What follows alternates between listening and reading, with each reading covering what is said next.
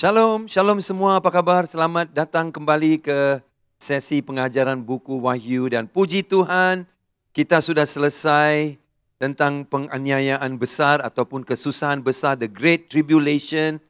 Haleluya, semua cerita ngeri, takut dan berita buruk terkandung dari pasal 6 sampai 18, penghukuman meterai, penghukuman sangkakala, penghukuman mangkuk, semua sudah habis, sudah dicurahkan di atas muka bumi.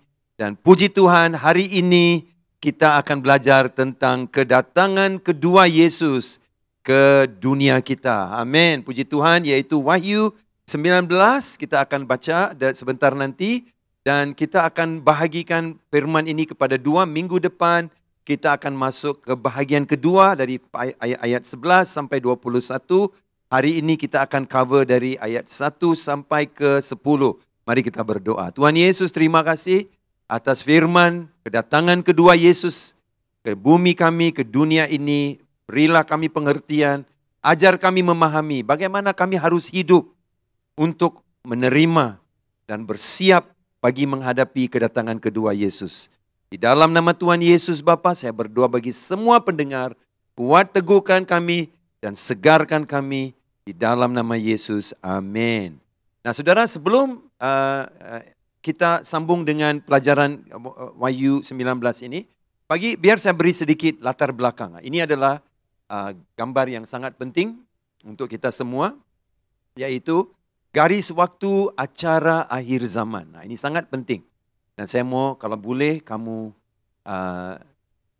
tuliskan apa yang terkandung di sini. Nah kalau kamu boleh lihat ada satu garis putih yang panjang, dan kemudian di bawahnya ditulis perkataan seperti ini, 40 hari ya.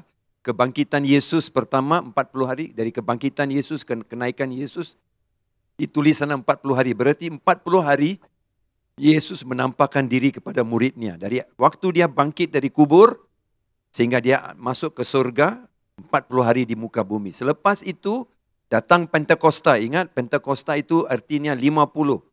Dari waktu dia bangkit, 50 hari ke depan, Pentakosta datang. Oke, dan waktu itulah kita dipanggil gereja. Dari sebab itu, dari situ zaman gereja. Wahyu pasal 1 hingga 3 adalah tentang Wahyu 1 hingga 3 berbicara tentang gereja. Wahyu 1 hingga 3 bercakap tentang gereja, okey? Ya, bercakap tentang gereja. Tetapi selepas itu apa yang terjadi? Kita lihat terus gambarnya. Okey? Kita melihat Wahyu 6 hingga 18 adalah terjadinya kesengsaraan yang sangat besar. Okey? Kesengsaraan 7 tahun. Nah, tetapi sebelum kesengsaraan 7 tahun ataupun Great Tribulation itu terjadi pengangkatan gereja. Okay? Terjadi pengangkatan gereja. Mari kita lihat terus kepada slide-nya. Kepada pengangkatan gereja.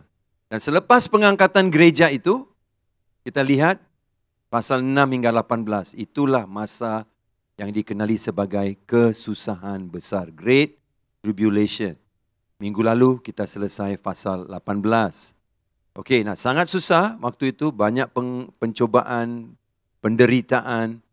Tetapi selepas Wahyu 18, selepas selesainya 7 tahun penganiayaan, kesengsaraan besar itu, Yesus datang kedua kali. Ya, pertama kali adalah waktu dia lahir di Bethlehem, ini kedua kali. Dan selepas dia datang kedua kali, dia akan memerintah 1000 tahun di bumi ini. Dan itu kita akan belajar dalam Wahyu 20. Kemudian dalam Wahyu 20 itu kita akan melihat lautan api, di mana iblis dan antikristus dan imam dan nabi palsu dilempar ke dalam. Sebenarnya nabi palsu dilemparkan lebih awal. Di pasal 19 dia sudah dilemparkan. Tetapi iblis akan dilemparkan di dalam pasal 20 ayat 10, dia akan dilemparkan laut dalam. Dan selepas itu akan terjadi penghakiman takhta putih yang besar. Tuhan akan memberikan siapa-siapa yang namanya tertulis dalam buku kehidupan, Mereka akan hidup kekal dalam langit yang baru dan bumi yang baru. Yang buku yang namanya tidak tertulis di sana akan dilemparkan bersama-sama dengan Antikristus, Nabi palsu, dan si iblis ke dalam lautan api selama-lamanya. Dari situlah Wahyu 21-22 kita akan lihat ciri-ciri gambaran surga yang kita akan hidup nanti. Wahyu 21-22 kita akan belajar apakah ciri-ciri rupa surga itu untuk kita semua. Okey? Jadi sekarang hari ini penganiayaan besar sudah berakhir. Kita melihat kedatangan Yesus ke bumi ini. Okey, sedikit informasi. Apakah artinya wahyu? Kita kata buku wahyu. Apa itu artinya wahyu? Okay, wahyu berarti dalam bahasa Yunani, wahyu berarti dalam bahasa Greek ataupun Greka, apokalipsis. Apokalipsis berarti penyataan atau perwahyuan. Penyataan atau perwahyuan. Penyataan apa itu? Penyataan tentang Yesus Kristus. Jadi, bila kita baca buku Wahyu, dia mestilah satu buku ataupun pembacaannya mestilah membongkar perwahyuan siapa Yesus. Memberi penyataan siapa Yesus. Cuba lihat slide-nya sekali lagi. Wahyu 1:1. Bila kita buka buku Wahyu, ayat pertama tertulis di sana. Inilah wahyu Yesus Kristus. Inilah wahyu Yesus Kristus. So, dalam bahasa Inggeris, this is the revelation of Jesus Christ. Dia tidak sebut revelations. S berarti banyak perwahyuan. Tak boleh. Kalau dia adalah revelations, berarti fokusnya bukan kepada satu pribadi. Fokusnya kepada banyak kejadian. Jadi di sini juga sama dalam bahasa Indonesia, bahasa Melayu, inilah wahyu Yesus Kristus. Berarti fokusnya kepada satu pribadi. Masalahnya banyak pembicara yang mengajar buku Wahyu, dia punya fokus adalah kepada penghukuman, kejadian meterai, penghukuman meterai, penghukuman sangkakala, penghukuman mangkuk. Mereka hanya fokus cakap pasal penghukuman. Saya harap kalau kamu dengar pengajaran macam itu, fokusnya hanya tentang semua itu, kau dididik di bawah pelajaran ataupun informasi yang salah. Saudara mesti setia kepada apa yang tertulis dalam firman Tuhan. Firman Tuhan bercakap, wahyu ataupun revelation, apokalipsis adalah penyataan, perwahyuan apa? Yesus Kristus. Yes, pasal 6 hingga 18 ada semua berita buruk tentang penghukuman Tuhan, penghakiman ke bumi, kehancuran dunia. Tetapi di akhirnya, di awalnya, yang diketengahkan selalu adalah wahyu Yesus Kristus. Nah, sebab itu dalam penulisan buku Wahyu ini, kita boleh lihat tujuan buku ini ditulis. Kenapa? Kenapa buku Wahyu ditulis? Wahyu pasal 1 ayat 19 memberi tujuannya buku ini ditulis. Tujuan buku Wahyu ditulis, tak perlulah kau pergi cari jauh-jauh, susah-susah. Wahyu 1:19 sudah memberikan kepada kita idenya kenapa Wahyu ditulis. Karena itu, tulislah apa yang telah kau lihat. First, apa yang telah kau lihat. Baik yang terjadi sekarang maupun yang akan terjadi sesudah itu. Wahyu 1:19. Dengan memberikan Wahyu 1:19, Tuhan sudah beri kepada kamu tujuan penulisan buku Wahyu. Dia sudah bagi tahu kamu kenapa Wahyu ditulis. Revelation 1:19 gives us the reason why Revelation was written. Kita lihat sekali lagi ayat slide-nya. Ringkasannya di bawah. Apa yang telah kau lihat? Wahyu 1 pasal 1, Wahyu pasal 1 ataupun pasal Revelation 1. Gambaran yang dilihat adalah Yohanes melihat figur gambaran Tuhan Yesus Kristus. Apa yang telah kau lihat? Kedua, hal-hal yang sedang terjadi sekarang. Terjadi sekarang apa? Zaman gereja. Zaman gereja diungkapkan di dalam pasal 2 dan 3 dalam buku Kejadian. di mana Yohanes menulis tentang 7 gereja di kawasan Asia kecil, ya, yaitu di Turki hari ini. Kehidupan gereja, zaman gereja, kita menunggu untuk kedatangan Dia. Kitalah zaman gereja, kita sedang menghidupi zaman gereja. Slide, ya, kita lihat hal-hal yang sedang terjadi sekarang. Zaman gereja dan hal-hal yang akan terjadi, peristiwa di masa depan. Semua yang kita akan baca di pasal 4 sampai ke akhir buku pasal 22, itulah hal-hal yang akan terjadi. Jadi bagi semua murid-murid buku Wahyu yang mau menjadi murid-murid buku Wahyu, lihat sekali lagi slide-nya itu, dia ada 3 perkara yang mesti kau ingat. Hal yang telah kau lihat, pasal 1, hal yang sedang terjadi sekarang, pasal 2 hingga dan 3, yaitu zaman gereja dan hal-hal yang akan terjadi, peristiwa di masa depan, pasal 4 hingga 22. Jadi semua itu merangkumi keseluruhan buku Wahyu, puji Tuhan. Nah, memandangkan kita sedang belajar tentang kedatangan kedua kali Yesus. Lebih baik jugalah kalau kita membuat perbandingan di antara kedatangan kedua dengan kedatangan pertama. Apa bedanya?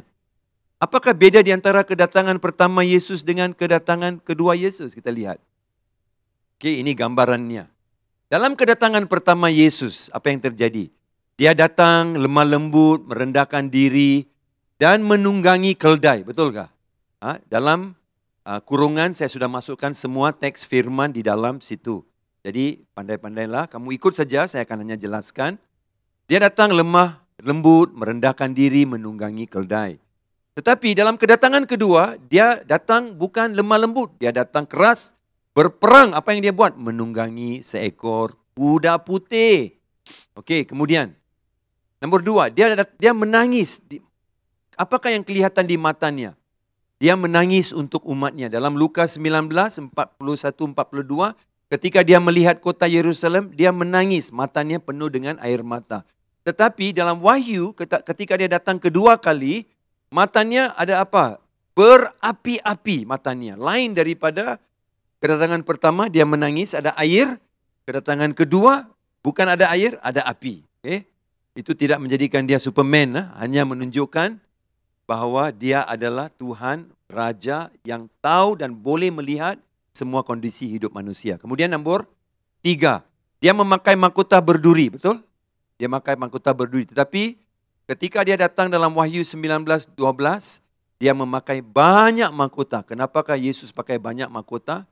Apa dia tidak tahan pakai satu mahkota saja? Tak syok, dia mau pakai banyak. Seperti hari ini kita ada banyak kasut di rumah. Kenapa? Kau cakap, satu kasut cukuplah. Tak adalah, mana ada orang pakai satu kasut saja, betul? Orang tak boleh pakai satu kasut saja dan syok. Dia tiba-tiba dia fikir, baju lain mesti pakai kasut lain, betul? Kalau ada kasut untuk senam, ada kasut untuk jeans, ada kasut untuk smart wear. Kalau jadi orang cakap, kenapa Yesus ada banyak mahkota? Dia itu macam terlalu vain kah? Terlalu pentingkan dia punya look kah? Bukan. Sebab dia ada banyak tugas. Setiap mahkota itu berbicara tentang satu keadaan hidup kita di mana dia memerintah di atas kita. Sama seperti kamu dan saya ada banyak baju, banyak kasut. Okey, kita lihat seterusnya. Sambung lagi. Nombor 5. Dia juga bila disalibkan, dipukul, dicambuk, ditombak, darah Yesus kelihatan di atas musuh-musuhnya. Tetapi di dalam kedatangan keduanya, darah musuh Yesus pula ada di atas jubahnya. Ini macam balas dendam nih. Tidak. Yesus tidak datang untuk balas dendam. Okey, ingat bila dia dipukul, dicambuk, saudaraku, ditombak. Nah, darah dia menutupi orang-orang yang dekat dengan dia. Tapi dalam kedatangan keduanya, kerana penghukumannya ke atas manusia, menyebabkan darah musuhnya itu ada di atas bajunya. Nanti kita akan lihat dalam kejadian dari Wahyu 19 nanti. Dan yang lagi satu adalah Yesus lahir di tempat sepi, di kawasan pendalaman. Di mana itu? Di Bethlehem of Ephrata, Kita tahu dia di tempat yang sepi. Tetapi ketika dia datang kedua kali, tak sepi-sepi, tak senyap-senyap. Dia datang, seluruh dunia akan bersama-sama melihatnya. Nah, saya tulis sana, bersama-sama. Dan kalau saudara baca Zakaria 14, 6 dan 7, dia berkata ketika Yesus datang, seluruh bumi akan jadi terang. Biasanya mana bumi boleh jadi terang? Satu bahagian gelap, betul kah? Satu bahagian terang. Tetapi bila dia datang, yang di mana tidak ada matahari pun akan jadi terang. Dan semua orang boleh melihat dia. Saudara bercakap, mana boleh pastor semua orang tengok dia? Hanya orang-orang di lokasi di Yerusalem ketika dia akan turun di kota Yerusalem, di Bukit Zaitun, dia akan menginjakkan kakinya di sana, akan terjadi gempa bumi, bumi akan terbelah. Situlah orang boleh melihat. Tak. Saudara, kalau kita cakap dia akan dilihat oleh seluruh dunia tahun 1950-an, 60-an, orang tak akan percaya. Tapi hari ini, bila saya cakap seluruh dunia boleh lihat dia, teknologi membuktikan kita boleh lihat dia. Kalau ada pertandingan sepak bola di Spain, di Spanyol, pukul 3 pagi di sana, di sini malam, live telecast, siaran langsung, satu dunia boleh lihat sepak bola itu, betul? Samalah. Jangan takut, Tuhan ada teknologi yang dia akan membantu seluruh dunia untuk melihat dan memahami. Okey. Saudara, saya mau bagi tahu tentang, masih lagi bercakap tentang kedatangan kedua dia. Tetapi saya mau bagi perbedaan di antara dua ini. Mari kita lihat. Perbedaan di antara pengangkatan gereja dan kedatangan kedua. Apakah bedanya itu? Tadi saya ada tunjuk dengan saudara carta itu kan? Carta itu tunjuk pengangkatan terjadi sebelum penganiayaan besar. Tetapi kedatangan kedua kali Yesus datang selepas penganiayaan besar. Nah, kamu mesti boleh menjelaskan ini. Bila pengangkatan terjadi dan bila kedatangan kedua terjadi. Pengangkatan terjadi sebelum penganiayaan besar. Padahal kedatangan kedua itu terjadi selepas semua penganiayaan besar berakhir. Kita tengok bedanya kedua ini. Gereja bertemu dengan Tuhan di langit. Kita semua di bumi, tiba-tiba kita diangkat, kita bertemu dengan Tuhan Yesus di langit. Kedatangan kedua bagaimana? Gereja yang sudah di langit, sudah di surga, akan kembali bersama Tuhan Yesus ke bumi. Fahamkah bedanya? Satu, kita di bumi bersama-sama dengan dia di langit. Satu lagi, kita di surga akan turun dari langit ke bumi. Nah, itu bedanya di antara pengangkatan dan kedatangan kedua kali. Lanjut lagi kita lihat. Nah, kedua terjadi selepas kesusahan besar. Pengangkatan terjadi selepas kesusahan besar. Tetapi kedatangan kedua terjadi saya minta maaf. Pengangkatan terjadi sebelum kesusahan besar. Ya, maaf ya, ada kesalahan yang perlu dibetulkan. Pengangkatan gereja terjadi sebelum kesusahan besar. Tetapi kedatangan kedua terjadi selepas kesusahan besar. Minta maaf, hampir sama. Tapi satu sebelum, tapi satu lagi selepas. Kemudian, pengangkatan gereja dari bumi kerana ketaatan mereka. Pengangkatan terjadi kenapa? Kerana umat Tuhan taat kepada dia, sebab itu mereka diangkat. Kedatangan kedua terjadi kenapa? Kerana penyingkiran orang tidak percaya dan berdosa kerana pemberontakan. Satu pengangkatan, satu penyingkiran. Okey? Kemudian, lagi satu. Nombor 4, pengangkatan terjadi senyap dan dalam masa terdekat. Dia terjadi senyap dan boleh terjadi dengan cepat. Tetapi kedatangan kedua adalah ketara untuk semua. Okey, pengangkatan terjadi secara senyap. Tiba-tiba orang Kristian hilang. Tapi kedatangan kedua adalah ketara untuk semua. Nombor 5, pengangkatan terjadi segera. Segera berarti bila-bila boleh terjadi. Sekarang pun boleh terjadi. Besok pun boleh terjadi. Segera. Tetapi kedatangan kedua terjadi selepas banyak peristiwa dari kesusahan besar. Ingat, kalau kamu mau tahu bila Yesus akan datang kedua kali, tenang saja. Dia hanya akan datang selepas Antikristus berkuasa. Selepas penghukuman meterai, penghukuman sangkakala, penghukuman mangkuk. Semua berakhir dulu. Antikristus berkuasa. Perang Armageddon, baru dia akan datang. At least kita boleh tekalah bila dia akan datang, faham tak? Tetapi pengangkatan tak boleh. Bila-bila boleh terjadi. Okey, last kali sebelum kita bercakap tentang pengangkatan itu, ataupun kedatangan kedua, adalah ini. Inilah beberapa poin tentang kedatangan kedua kali Yesus. Di samping subjek keimanan, di dalam Bible banyak cakap pasal iman. Tetapi di samping subjek ataupun pelajaran keimanan, kedatangan kedua Yesus adalah besar topiknya. Ia disebutkan sebanyak 1,845 kali. Kalau Tuhan sebut sesuatu 1,845 kali, berarti saudara mesti pay attention. Mesti beri perhatian. Dalam PL itu Perjanjian Lama 1,527 kali. Dalam Perjanjian Baru 318 kali disebut Yesus dan kedatangan keduanya. Dan setiap kali kedatangan pertama disebut, bila Alkitab bercakap tentang kedatangan pertama Yesus sebagai bayi yang lahir di palungan, dilawat oleh para gembala, dia melayani di Kapernaum, dia melayani di Galilea. Nah, semua itu disebut. Nah, coba lihat. Ketika dia disebut tentang kedatangan pertama kali, sebutan kedatangan dia kedua kali disebut 8 kali lebih banyak daripada sebutan kedatangan pertama kali. Jadi, nisbah dia adalah 8 dengan 1. Jadi, untuk setiap kali disebut kedatangan pertama Yesus, ada 8 kali lebih lagi informasi tentang kedatangan keduanya. Yesus sendiri berkata tentang kedatangannya kembali 21 kali Yesus cakap tentang kedatangannya. Dan apa lagi? Dia juga bercakap bersedialah 50 kali.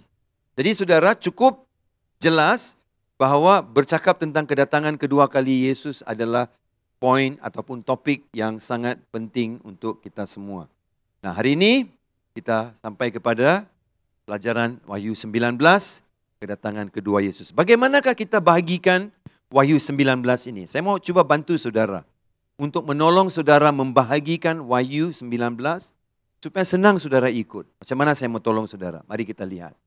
Nah, ini dua cara kita melihat Wahyu 19. Wahyu 19 ayat 1 hingga 10 bercakap tentang apa yang Yohanes mendengar. Dia mendengar. And I heard. Aku mendengar. Di mana Yohanes? Di bumi. Apa yang dia dengar? Di surga. Jadi, Wahyu 19 ayat 1 hingga 10 bercakap tentang pendengaran Yohanes akan kejadian yang berlaku di surga. Okey, tulis di sana adalah kejadian yang berlaku di surga dan itu yang Yohanes dengar. Kedua, daripada Wahyu 19 ayat 11 hingga 21, kita akan melihat apa yang Yohanes melihat. Apa yang Yohanes melihat. Bukan lagi di surga, tetapi di bumi. Okey? Jadi, aku mendengar adalah apa yang dia dengar terjadi kejadian di surga. Dan aku melihat adalah apa yang terjadi di bumi. Jadi, Wahyu 19, 11 dan 21 adalah part 2. Bahagian kedua, firman Tuhan akan kedatangan dia. Okey, sekarang kita masuk kepada aku mendengar. Wahyu 19 ayat 1 hingga 10. Okey. Saudara melihat begini, Wahyu 19 1 hingga 10. Wah, senang 10 ayat saja, no problem lah. Tetapi saya mau bantu saudara untuk kasih penjelasan yang lebih lagi. Supaya kamu dapat memahami 10 ayat itu dengan lebih jelas, lebih ringkas lagi. Mari kita lihat. Okay. Wahyu 19 ayat 1 hingga 10 boleh dibahagikan kepada dua bahagian. Ayat 1 hingga 6. Bahagian kedua, ayat 7 hingga 10. Bahagian pertama adalah pujian atas kejatuhan Babel. Bahagian kedua adalah perjamuan kawin anak domba. Nah, sama seperti sekali lagi, sama seperti keseluruhan buku Wahyu itu. Sama seperti keseluruhan buku Wahyu itu boleh dibahagikan kepada dua bahagian. Pasal 1 hingga 10, aku mendengar. Pasal 11 hingga 21, aku melihat. Betul? Sekarang, saya mau kamu melihat, dalam bahagian aku melihat itu, juga boleh dibahagikan kepada dua bahagian. Fahamkah?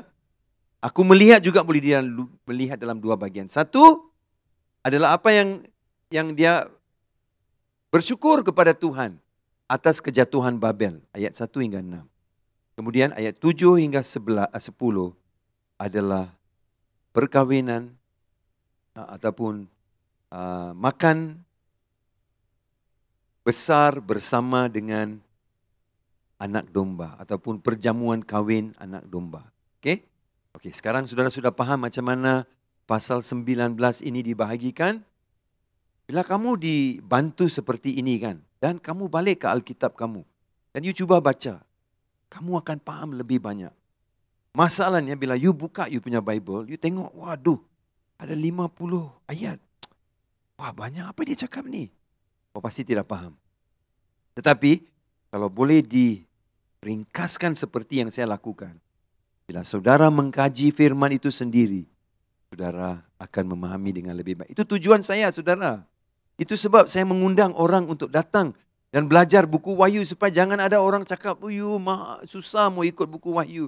Terlalu kompleks, terlalu ngeri, terlalu banyak image, ada banyak tanduk, banyak kepala, banyak mahkota, susah mau faham. Pasal itulah tugas saya jelaskan supaya kamu tidak keliru. Okey, kita lihat sekarang ayat 1 hingga ayat 6. Apakah pujian atas Babel itu? Kita lihat, pujian atas kejatuhan Babel. Ingatkah bila Babel jatuh? Babel jatuh dalam pasal 17, iaitu Babel adalah kuasa agamawi dunia. Pasal 18 adalah Babel adalah kuasa ekonomi dan politik dunia. Babel adalah satu lokasi, Babel juga adalah satu roh yang menguasai dunia. Bagaimana?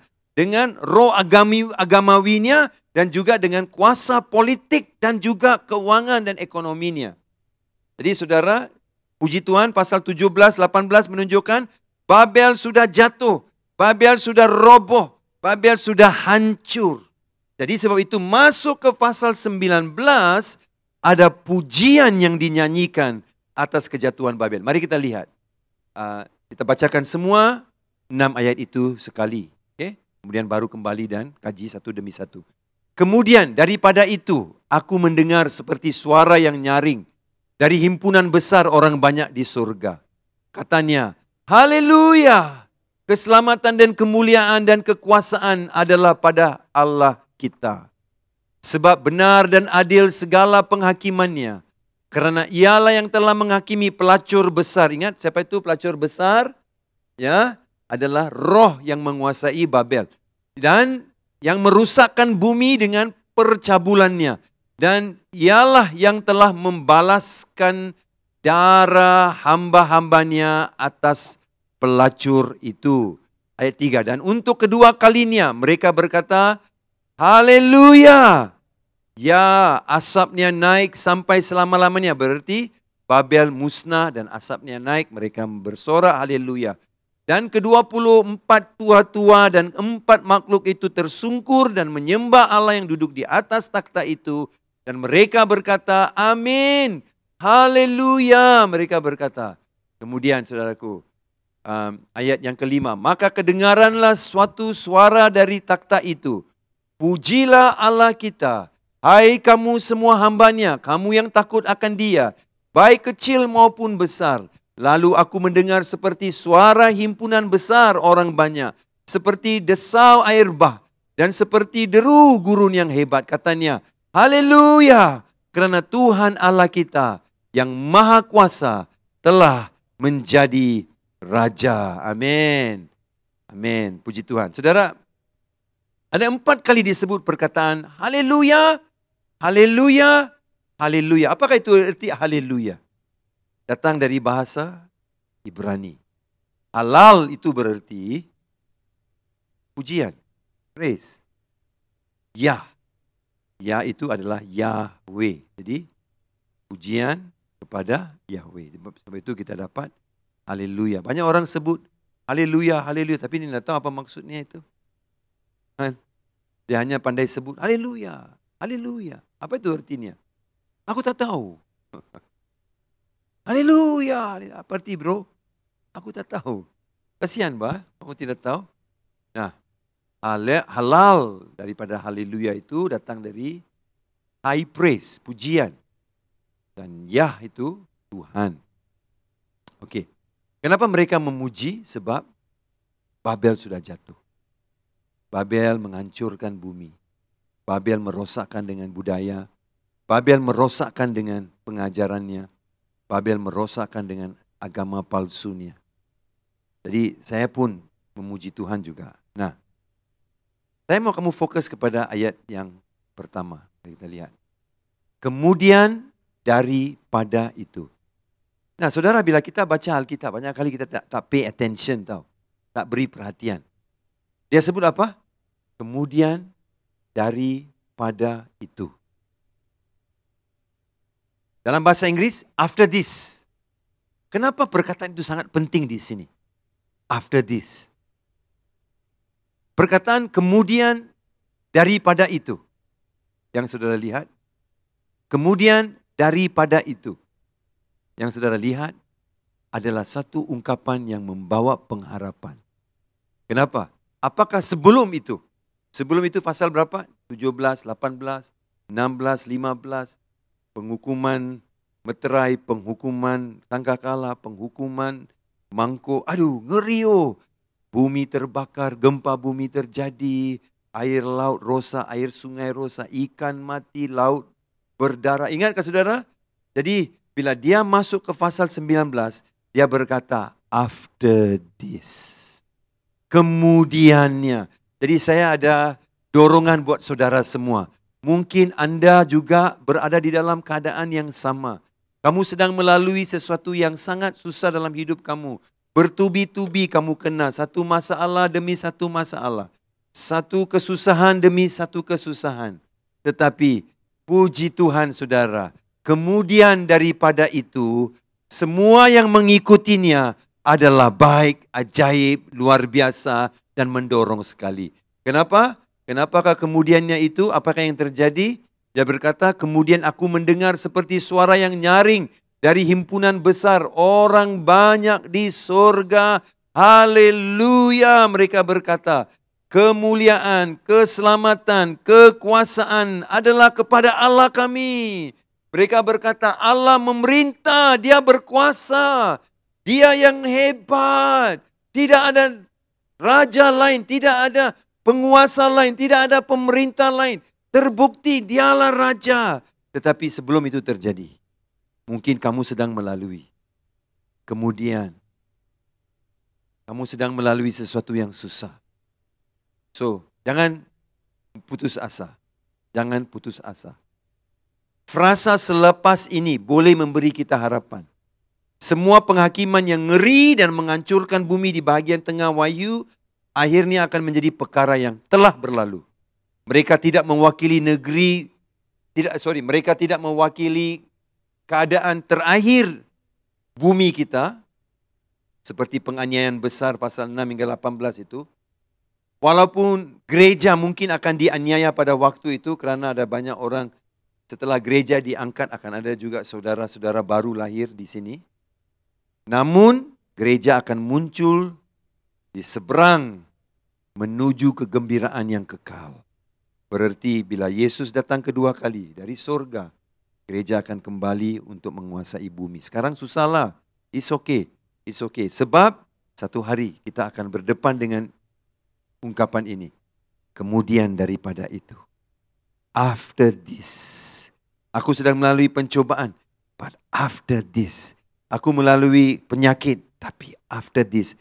Aku tidak cukup wang. Aku dibuang kerja. Tapi after this. Puji Tuhan. Amin. Siapa yang sedang melalui kekecewaan, jangan putus asa. Sebab Tuhan bekerja menyelamatkan umatnya. Okey? Okey. Puji Tuhan. Okey, kita lihat sekarang.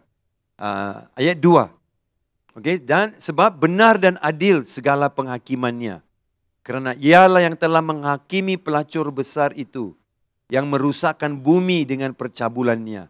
Dan ialah yang telah membalaskan darah hamba-hambanya atas pelacur itu. Jadi di sini kita melihat Alkitab berkata Tuhan punya penghakiman itu benar dan adil.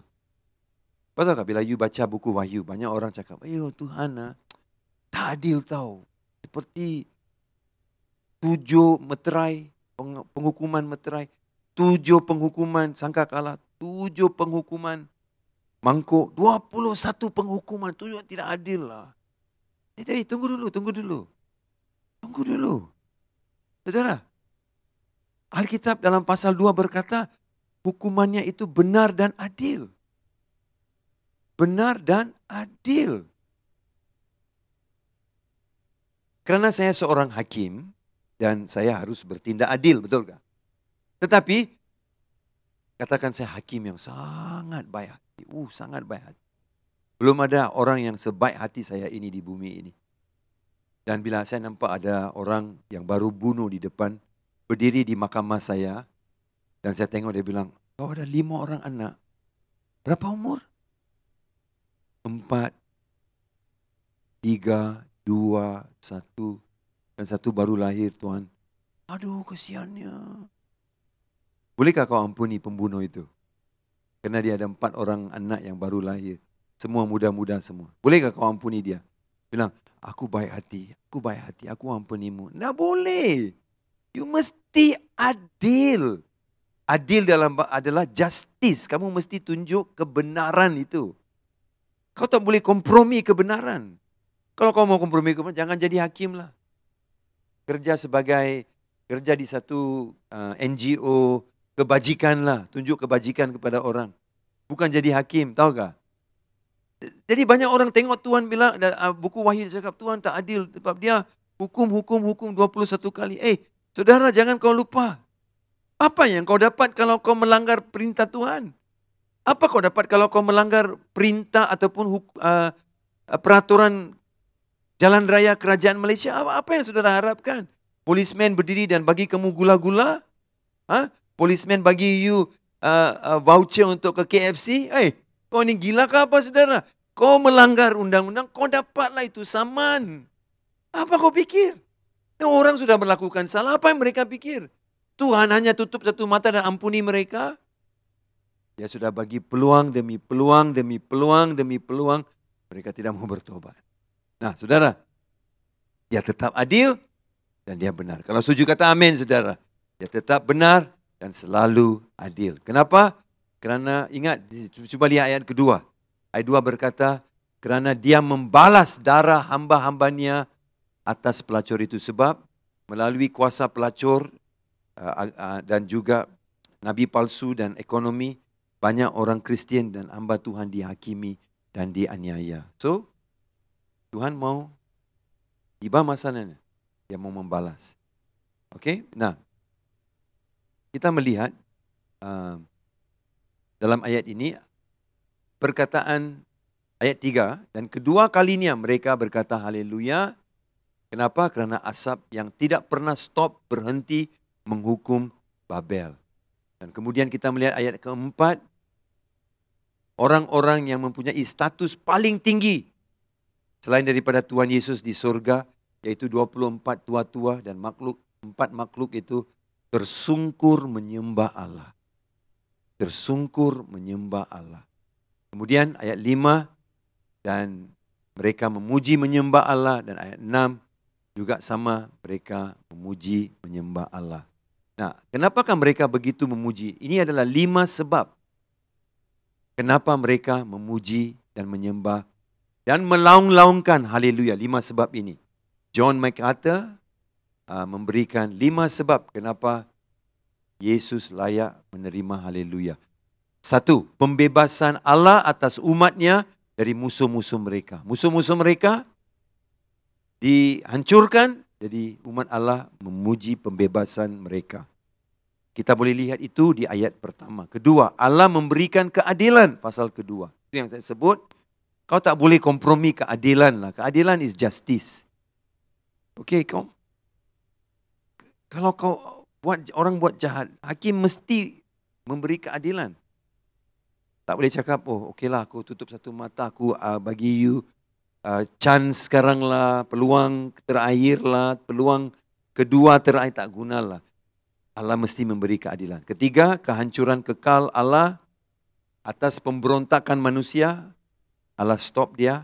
Kedaulatan Allah, ayat 6 tadi, kita baca bahwa Allah dilukiskan sebagai seorang pribadi yang sangat berdaulat di atas segala air dan juga ciptaannya, dan terakhir persekutuan Allah dengan umatnya. Umatnya bergabung dan menjadi bersama dengan Allah. Inilah 5 sebab kenapa terjadi pujian haleluya. Nah, sekarang kita masuk ke bahagian terakhir pelajaran hari ini. Yang seterusnya pasal 11 hingga 21 next week, minggu depan. Okey, ini perjamuan kahwin anak domba. Apa ini saudara? Saya tidak tahu adakah orang pernah melihat, membaca, mengenal apa itu perjamuan kahwin anak domba. Perjamuan kahwin anak domba. Apa itu? Okey, kita lihat. Saya bacakan untuk saudara. Ayat 7. Marilah kita bersukacita dan bersorak-sorai dan memuliakan dia kerana hari perkahwinan anak domba telah tiba dan pengantinnya telah siap sedia. Dan kemudian kepadanya dikaruniakan supaya memakai kain linen halus yang berkilau-kilauan dan yang putih bersih. Linen halus itu adalah perbuatan-perbuatan yang benar dari orang-orang kudus. Kemudian ayat 9. Lalu ia berkata kepadaku, tuliskanlah, berbahagialah mereka yang diundang ke perjamuan kahwin anak domba. Katanya lagi kepadaku, perkataan ini adalah benar perkataan-perkataan dari Allah. Maka tersungkurlah aku di depan kakinya untuk menyembah dia. Tetapi ia berkata kepadaku, janganlah berbuat demikian.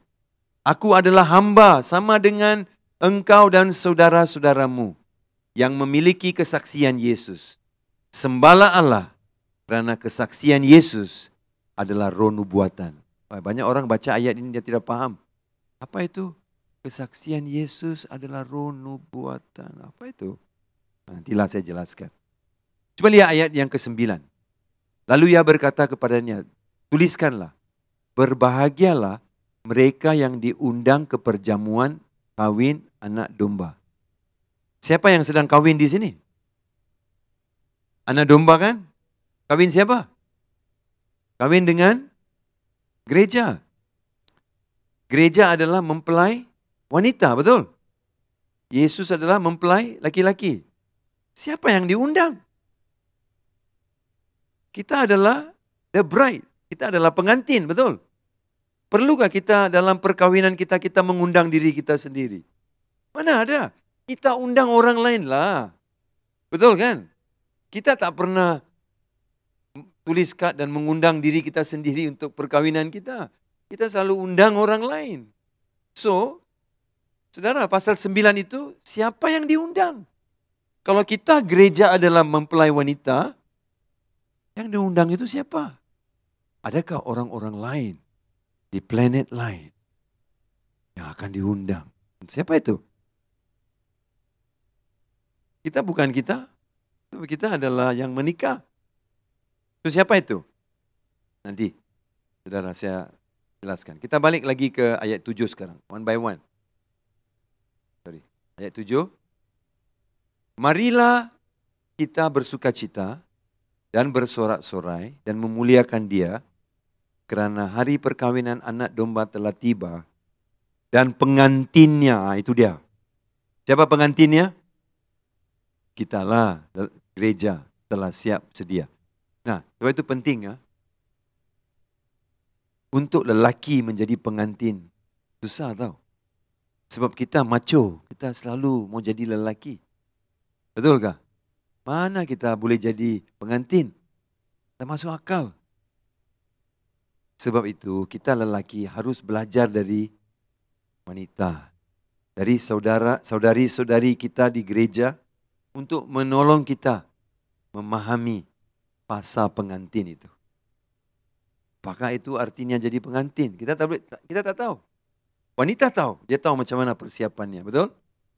Nah, sama seperti bila Alkitab berkata, kamu adalah anak. Dalam bahasa Inggris dia sebut anak itu son. You are son. You are sons in the Lord. Bagaimana wanita mengajar lelaki menjadi pengantin? Lelaki mengajar wanita bagaimana menjadi sons, menjadi anak. Faham? Saya tak tahu macam mana menjadi pengantin. Tahukah? Semua penonton tahukah macam menjadi pengantin yang lelaki, pria itu? Hanya wanita saja tahulah. Jadi yang saudari-saudari di gereja boleh ajar kami bagaimana jadi pengantin. Dan kami ajar kamu bagaimana jadi son, anak dalam rumah Tuhan. So Tuhan adil tahu. Dia tidak pernah berat sebelah. Dia tetap adil. Okey. Nah, kalau saudara lihat. Tuhan sebelum dia datang kedua kali. Ada satu terjadi. Apakah itu? Perkawinan anak domba telah tiba. Dan mereka sudah siap dengan pakaian mereka semua. Apa yang terjadi? Dan ada banyak orang diundang untuk mengikuti pernikahan ini. So, sebelum Yesus datang, dia ada marriage supper of the Lamb. Dia ada perjamuan anak domba. Perjamuan kahwin anak domba. Apa yang terjadi di sini? What is happening? Apakah kaitan itu dengan kisah akhir zaman? Apakah perjamuan kahwin anak domba itu ada kaitan dengan hubungan Yesus dengan kita? Bagaimana? Bagaimana kita jelaskan ini? Okey, saya tolong anda. Cara orang Yahudi, cara orang Yahudi menikah ada 3 tahap, 3 stages. Cara orang Yahudi menikah. Pertama, mereka akan bertunang. Betrothal dalam bahasa Inggris. Ingatkah Maria dengan Yusuf bertunang? Ketika Maria bertunangan dengan Yusuf, didapatinya dia sudah mengandung. Ingatkah cerita Christmas? Jadi bertunang ini boleh terjadi masa anak mereka masih kecil, tahu. Ketika anak itu masih kecil pun mereka sudah mula bertunangan. Hanya perjanjian bapa dengan bapa lah, mama dengan mama. Nah, apa yang mereka buat bila mereka bertunang? Orang Yahudi dikatakan mereka akan membuat perjanjian untuk menikah. Berapakah harga mas kawin semua ditetapkan. Okey? Dan mereka berakhir pertunangan mereka dengan memakan roti dan meminum anggur. Seperti perjamuan kudus. Nah, itu tahap apa? Pertama, bertunang. Tahap kedua, selepas bertunang, tak akan sampai tahap kedua, di mana persembahan. Apa itu? Okey, kita masih di tahap pertama. Yang sudah bertunang itu dia akan balik ke kampung dia. Suami akan balik ke kampung dia. Isteri tinggal dengan bapaknya. Ketika mereka berjauhan, bapa akan beri satu tugas kepada anak. Siapkan kamar bulan madu kamu itu. Jadi anak akan mempersiapkan kamar untuk menyambut istrinya yang sudah jauh berpisah. Biasanya lebih kurang 1 tahun, 1 tahun setengah ataupun lebih awal sikit. Dia sedang menyiapkan kamar untuk menerima istrinya itu. Macam kita pernah baca ini. Bahwa Yesus juga mempersiapkan kamar untuk mempelai wanitanya itu. Ingatkah? Dalam Yohanes pasal 14 ayat 1. Yesus berkata apa? Tajuk kecil di dalam Alkitab saya, rumah Bapa. Janganlah gelisah hatimu. Percayalah kepada Allah. Percayalah juga kepadaku. Di rumah Bapa-Ku banyak tempat tinggal. Jika tidak demikian tentu aku menyatakannya kepadamu. Sebab aku pergi ke situ untuk menyediakan tempat bagimu. Dan apabila aku telah pergi ke situ dan telah menyediakan tempat bagimu, aku akan datang kembali dan membawa kamu ke tempatku, supaya di tempat di mana aku berada, kamu pun berada. Nah, jelas dalam buku Yohanes. Siapa tulis Yohanes? Wahyu? Yohanes lah. Yang mengajar tentang ini, Yohanes juga. Dia berkata, Yesus berkata dia akan pergi dan menyediakan tempat di rumah Bapa. Setelah mereka bertunangan, 1 tahun mereka berpisah dan dia sibuk mempersiapkan tempat untuk tunangnya itu. Sewaktu pengantinnya di rumah bapaknya, 1 tahun dia tidak melihat bapaknya. Melihat tunangnya itu, betulkah? Macam mana dia hidup setia? Hari ini senanglah, ada FaceTime, ada WhatsApp video chat, betul lah? Senang. Zaman dulu macam mana dia melihat? Surat, pakai burung merpati, kasih dia terbang. Macam mana dia mau ingat? Ingatkah perjamuan kudus yang mereka ambil sebelum mereka berpisah? Roti dan anggur. Mereka tidak panggil perjamuan kudus lah. Tapi roti dan anggur yang mereka makan itu menjadi tanda perjanjian mereka. Kita pengantin kan? Sekarang kita di dunia ini. Yesus di mana? Di rumah Bapa kan? Buat apa? Persiapkan tempat untuk kita kan? Macam mana kita hidup setia? Sementara kita menunggu kedatangannya. Setiap kali kita makan perjamuan kudus, kita mengingatkan diri. Apa yang kita ingatkan diri? My lover is coming back. Kekasihku akan datang. So, jangan pandang remeh perjamuan kudus kamu itu.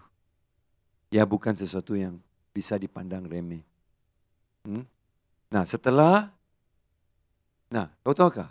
Bapak sudah lihat, anak sudah siapkan rumah itu. Dia cakap, okey, sudah siap. Pergi ambil tunang kamu, pengantinmu dan balik. Waktu itulah dia pergi, turun ke bumi. Turun ke bumi pula. Waktu itulah dia turun ke kampung. Calon istrinya itu. Dan dia mempersembahkan dirinya kepada calon istrinya, keluarganya. Inilah tahap kedua di mana terjadi perayaan dan selalunya berlangsung beberapa hari dan akhirnya mereka akan mengadakan majlis menikah. Majlis menikah. Nah, itu tahap ketiga. Jadi 3 tahap, bertunang, persembahkan diri, ada perayaan, ada makan, ada semua, kemudian menikah. Bolehkah saudara lihat 3 bahagian ini, 3 tahap ini? Ada kaitan dengan cerita akhir zaman ataupun kejadian akhir zaman. Apakah itu? Bertunang. Ketika kita bertunang bila? Ketika gereja menerima Yesus, kita menerima Yesus, menjadi kekasih jiwa dia. Nah, itu adalah waktu kita menunggu. Sekarang lah. Kita sekarang dalam tahap apa? Bertunang. Betrothal, kita sedang menunggu, betul? Kemudian, bila dia persembahkan diri dia datang kedua kali. Dia datang kedua kali. Dan akhirnya menikah dan hidup bersama. Apakah itu? Tahukah tahap kedatangan Yesus ke bumi ini? 1, menikah. Atau bertunang.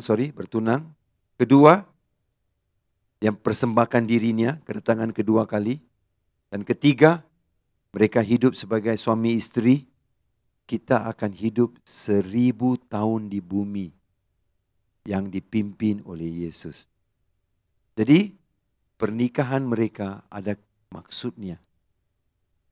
Itu yang dimaksudkan sebagai perjamuan makan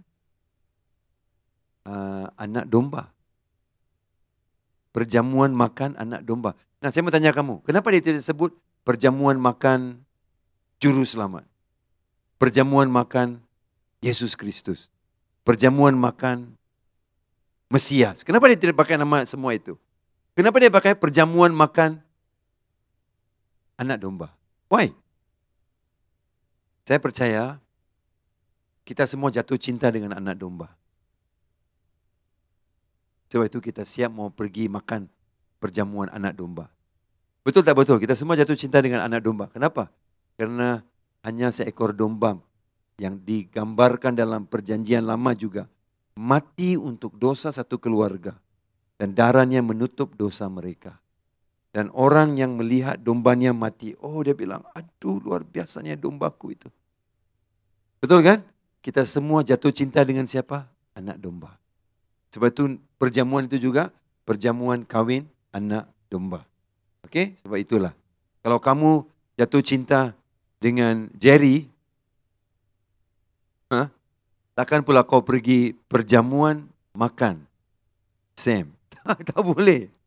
Kalau hari itu Jerry yang menikah dengan kamu, kau pergi ke perjamuan makan Sam, kamu di tempat yang salah, rumah salah, perkahwinan yang salah. Faham tak?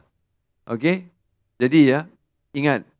Sebab itu kita jatuh cinta dengan domba.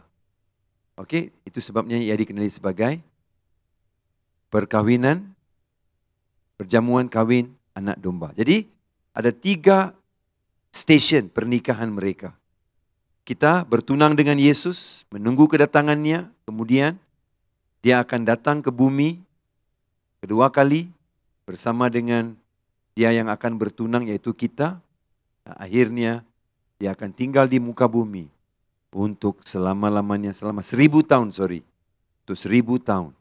Jadi itulah tahap perhubungan kita dengan Tuhan Yesus. Okey? Nah, jadi soalan ini belum terjawab, ayat 9. Nanti saya mau selesai sudah. Berbahagialah mereka yang diundang ke perjamuan kahwin anak domba. Siapakah itu yang diundang itu? Siapakah yang diundang itu? Kalau kita mau tahu. Nah, ingat saudara, ada seperti 2 kumpulan orang. Gereja, siapa gereja? Gereja adalah kita yang sudah dipanggil hari ini gereja. Betul? Kenapa? Kita dulu dalam dunia gelap tapi dipanggil masuk ke dalam dunia terang. Eklesia. Perkataan eklesia itulah gereja. Kita dulu dalam gelap, sekarang masuk menjadi gereja. So sebagai jemaat gereja, kita adalah mempelai wanita. Kita adalah pengantinnya. Yang diundang itu siapa? Saya percaya nomor 1. Mereka yang lahir baru sebelum Pentakosta. Ingat, ataupun bukan lahir baru, tapi kenal Tuhan, takut sama Tuhan.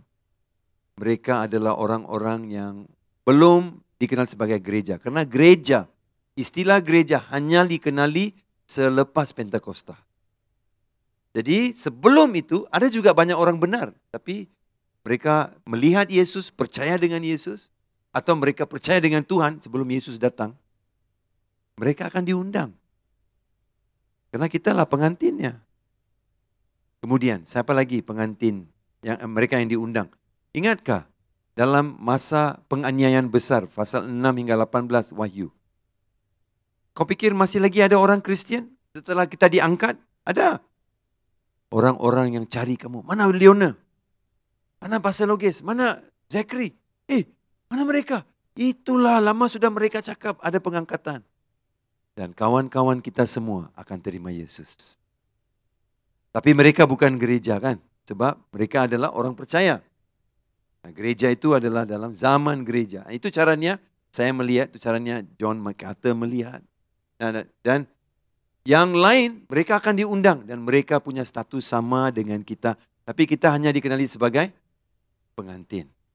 Apa mereka disisihkan? Tidak. Tidak. Okey. Seperti contohnya dalam Wahyu, kita melihat 2 kumpulan ini bukan karena Tuhan pilih kasih, tetapi karena Tuhan mau menunjukkan siapakah itu gereja itu, siapakah yang diundang itu.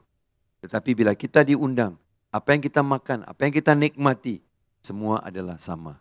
Okey, so inilah orang-orang yang diundang dan cuma lihat kita yang orang gereja, special bah kau ini, sangat special.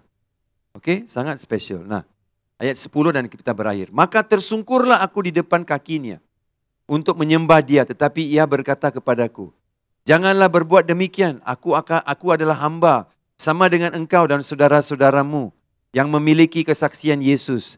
Sembahlah Allah kerana kesaksian Yesus adalah roh nubuat. Kesaksian Yesus adalah roh nubuat. Nah, buku Wahyu ini adalah buku apa? Nubuat kan? Jadi apa yang dia kata adalah ini.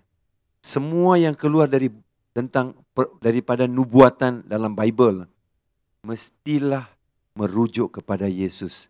Mestilah bersaksi tentang Yesus. Contohnya, bila Tuhan berkata dalam Kejadian 3, keturunannya akan meremukkan tumitmu dan kamu, keturunan kamu akan meremukkan kepalanya. Itu Yesus. Ada nubuatan? Ya, nubuatan. Tentang apa? Yesus akan datang. Oke? Kemudian dalam buku Zakaria, dia akan datang dengan menunggangi keledai. Semua itu adalah nubuatan tentang Yesus. Jadi, roh nubuatan itu adalah roh nubuatan itu adalah sesuatu yang akan selalu bersaksi dan akan menjelaskan siapa sebenarnya Yesus. Sebab itu bila Yohanes jatuh dan menyembah malaikat itu. Coba lihat ayat 10 sekali lagi. Maka tersungkurlah aku di depan kakinya. Kaki siapa? Malaikat. Dia berkata, janganlah berbuat demikian. Aku adalah hamba sama dengan engkau dan saudara-saudaramu yang memiliki kesaksian Yesus. Jadi, dengar sini. Dalam dunia ini akan ada banyak godaan untuk menyembah benda lain. Yang nampak seperti dia memberi kepuasan. Seperti Tuhan boleh beri kepuasan. Tapi Tuhan membetulkan kepada kita. Jangan sembah saya. Jangan sembah saya. Saya hanya manusia biasa macam kamu. Yang sebenarnya kamu mesti sembah adalah Yesus. Dialah yang kau kena sembah. Sebab roh nubuatan itu adalah kesaksian tentang Yesus. Jadi buku Wahyu ini adalah kesaksian tentang Yesus. Sebab itu saya bilang, kalau kamu mendengar pengajaran buku Wahyu yang hanya kasih kamu takut, marah, dan bilang ada penghukuman menunggu, hukuman mau hancur kamu. Orang itu sudah salah. Sebab roh nubuatan adalah kesaksian tentang Yesus. Sebab itu bila kita mendapat kesaksian yang jelas tentang Yesus, kita boleh menyembah dia. Dan bila kita menyembah dia saudara, wow, kita boleh ikut dia. Sungguh pun dalam dunia ini akan ada banyak Tuhan-Tuhan lain yang nampak seperti mau merangkul kita dan mau mengambil kita dan mau merosakkan kita. Tapi kita mesti ada experience, pengalaman dengan Sang Juru Selamat kita Yesus. Karena roh nubuatan adalah kesaksian Yesus. Right? The spirit of prophecy is testimony of Jesus. Jadi roh nubuatan adalah kesaksian tentang Yesus. Jadi bila you baca buku Wahyu, ingat, adalah tentang kekasih jiwa kita Yesus. You miss that, kamu akan sangkut di pasal 18, 17, 15, 12, sampai pasal 6. Tentang apa? Penghukuman. Itu yang kau sangkut di sana.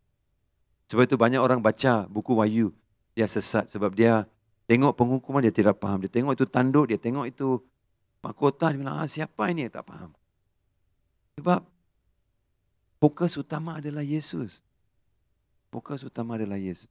Jangan menyembah kalau itu bukan Yesus. Itu mungkin satu kereta, itu mungkin satu rumah, itu mungkin satu perhubungan. Itu mungkin satu pelayanan. Jangan menyembah kalau bukan Yesus. Amin. Puji Tuhan. Bapa berkati umat-Mu. Dan sambil kami berhenti dan sambung minggu depan. Dengan apa yang Yohanes melihat kejadian di bumi. Pakailah kami dan biarlah kami menunggu kedatangan kekasih jiwa kami. Yesus Juru Selamat yang baik. Semua ini Bapa saya doakan di dalam nama anak-Mu, Yesus Juru Selamat yang baik. Amin. Tuhan berkati. Jumpa minggu depan. Bye.